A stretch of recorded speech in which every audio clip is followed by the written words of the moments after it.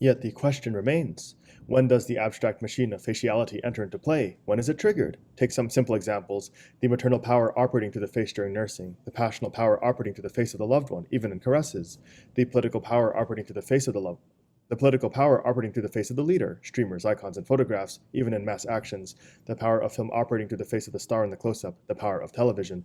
It is not the individuality of the face that counts, but the efficacy of the ciphering that makes it possible, and in what cases it makes it possible. This is an affair not of ideology, but of economy and the organization of power. Pouvoir.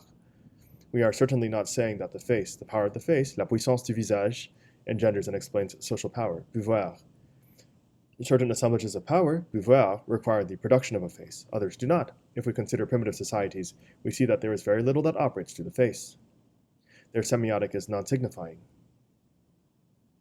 non-subjective, essentially collective, polyvocal, and corporeal, playing on very diverse forms and substances. This polyvocality operates through bodies, their volumes, their internal cavities, their variable exterior connections and coordinates, territorialities.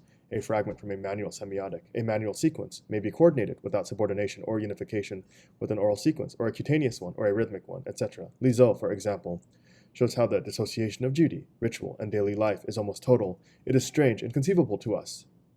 End quote. During morning behavior, certain people make obscene jokes while others cry, or an Indian abruptly stops crying and begins to repair his flute, or everybody goes to sleep. The same goes for incest. There is no incest prohibition. Instead, there are sequences of incest that connect with sequences of prohibition following specific coordinates. Paintings, tattoos, or marks on the skin embrace the multidimensionality of bodies. Even masks ensure the heads belonging to the body, rather than making it a face.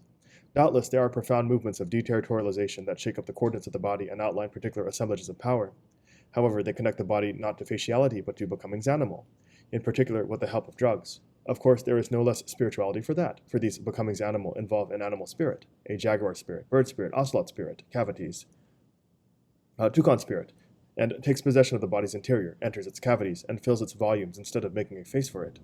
Possession expresses a direct relation between voices and the body rather than a relation to the face. Shaman, warrior, and hunter organizations of power, fragile and precarious, are all the more spiritual by virtue of the fact that they operate through corporeality, animality, and vegetality. When we said earlier that the human head still belongs to the stratum of the organism, we obviously were not denying the existence of culture and society among these peoples. We were merely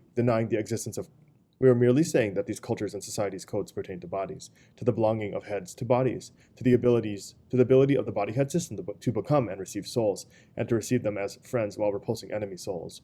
Primitives, quote unquote, may have the most human of heads, the most beautiful and most spiritual, but they have no face and need none.